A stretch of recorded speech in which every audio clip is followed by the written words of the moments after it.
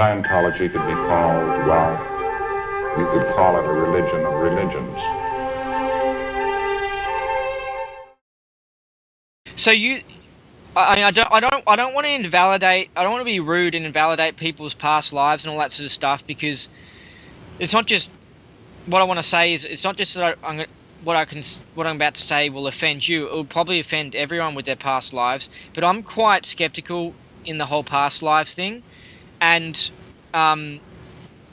you know, my opinion is that, like, I reckon unless I've observed somebody, you know, go all the way up the bridge and seen them thoroughly do everything, and then also seen them do some other spiritual technology and talk to like top psychics and stuff, and then they're like maybe 50 years old or something, only then I would think, okay, I can trust who that person thinks they were in their past life or something like that. But I just have a problem with it, because a lot of people, they say they were Scientologists in their past lives, yet in 1958 we didn't hear of a mass die-out of Scientologists. So I'm kind of like, well, why are there all these Scientologists being born into baby bodies in the 60s, yet all these sires didn't die in 1960? So what is going on there? It just seems weird. And then there's lots of people who think that they were Jesus and other famous people in history. So I mean, I just question this sort of stuff, and I think that with past lives, personally, I think people should put it more to the side until they're really sure and they really fact check it, you know? Pretty hard to fact check, but the best way to fact check is when you reach a past life, you have an understanding of a past life, it has to relate to your present life. If it doesn't have a connection, if it hasn't affected your this life, then it's just could be anybody's past life. Well, what about the idea that it's the composite case? Some of the stuff that we can run into in sessions is the composite case coming up. All of it's composite case. But that doesn't mean you can't Hold on a second. Wow, this has changed my idea of it. Okay, so when someone says that's my past life, they're meaning that's my composite case's past life. No, it's the life I lived last lifetime and the lifetime before that. And I'm aware of it, and I see how it affects me this life. And so I was able to change some things. Yeah, but what if they're running into the composite case? What if that's not actually the experience that they had? It's a PT. Well, composite cases, it doesn't have the reality of your own past life. It doesn't. You actually remember your past life.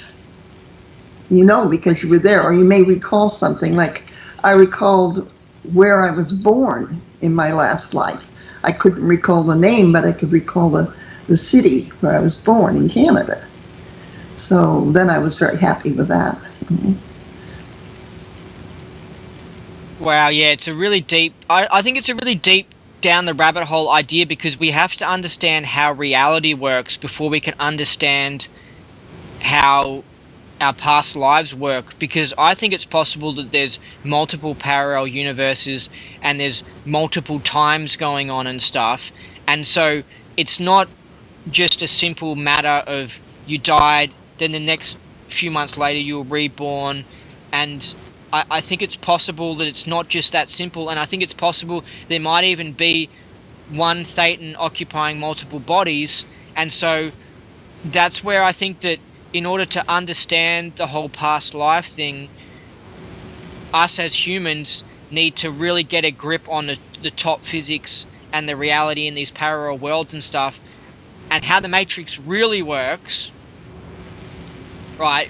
And then we'll be able to start working out, so this is what's going on with the past lives. You know, I think it's a really deep area of research. Well, each person has his own connections to past life, and one person's connection may not be the same as somebody else's connection. But still, you're going to have something in common. You're going to have a goal in common, or some reason that there has to be a connection from last life to this life. Otherwise, it's just a life, and we don't know whose it is. Well, that's another thing as well, because I know that we can remote view, so we can just tap into someone else's past life and just start getting data from it. Yeah, that's mine. Yep. No, I don't do that. Yeah, but I know that remote viewing actually works, and you can get a remote viewer to sit down, and then they can tap into somebody's mind and start reading it. So then that's where it gets confusing, because you could accidentally start slipping into the condition of tapping into Jesus's life or something like that and reading it. But I mean, but also there's time travel as well. I mean, this is why it's so tricky. What if you in the future decided you wanted to visit this time? Then you'd have you here, and you'd have your future version here, time traveling here. So it's just so confusing. So it's just like it's an area that until maybe, I don't know, 100 or 1,000 years time, until we start getting those things straightened out, we'll then be able to understand, oh, so this is what's going on with past lives. This might be why all these Sios said that they were born in the 60s and that they were reincarnated Sios, yet there was no mass die out of Sios in 1959. What are sires? Sios, like Scientologists. Oh, Yeah. well, I suppose people died in those days too. Yeah. Came back. Yeah. So, well, with Lafayette Hubbard, so what makes, I mean, so I don't want to pick on people, but it's like, I don't know, what makes you trust,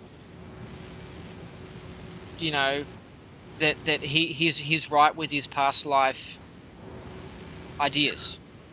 Well, because he, one, has certainty himself, very strong certainty, and two, because he could sit in front of the examiner with a wide FN and state he was L. Ron Hubbard. Hold on, and is that called a floating tone arm?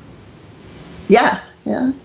Okay. If it goes wide enough, or it could just be a wide FN. I think his was actually a wide FN. Okay.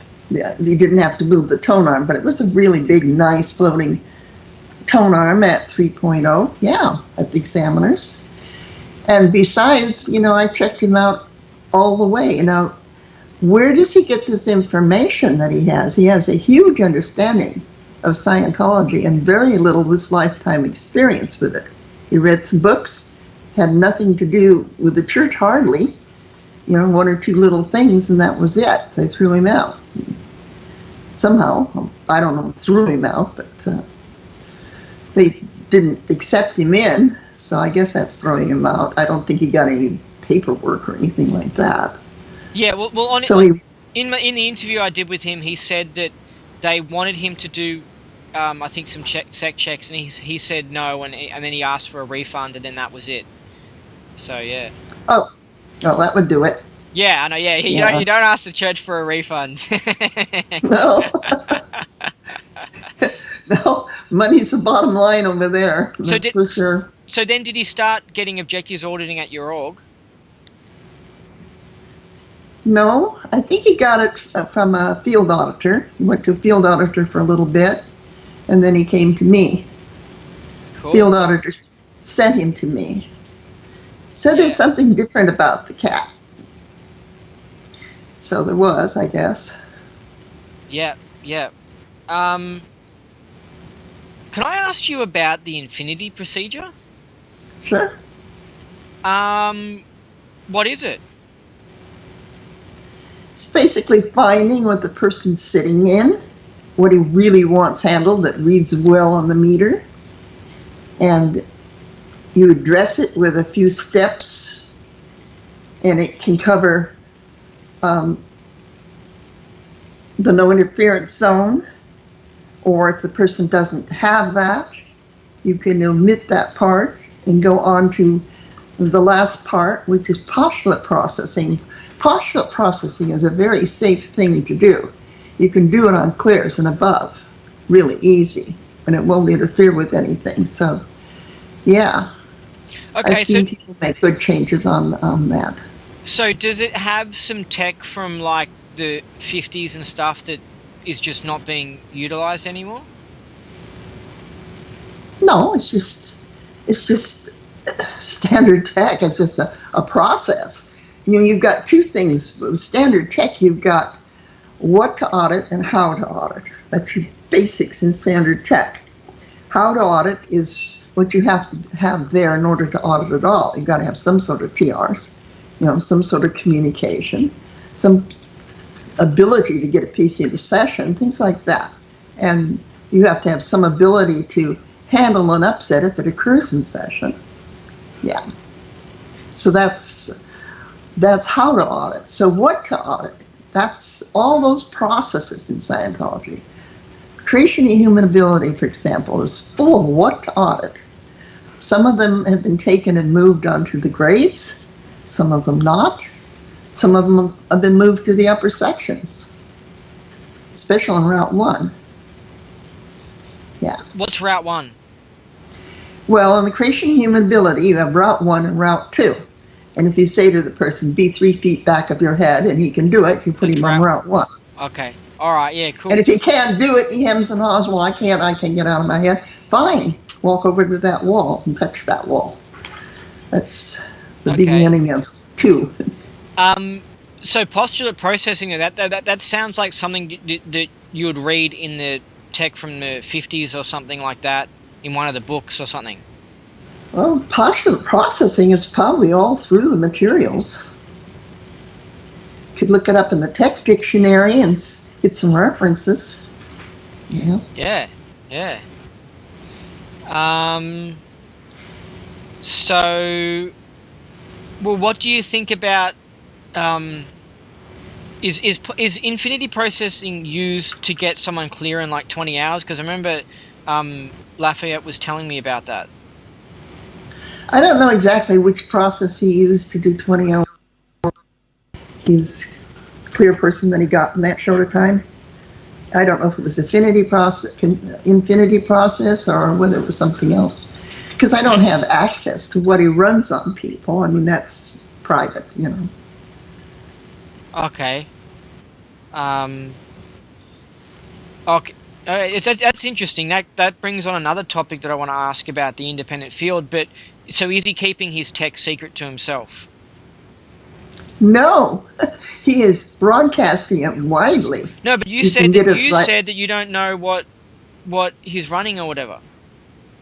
Well, that's the auditor's code. I mean, you have to keep your auditor's code in. You don't tell somebody what.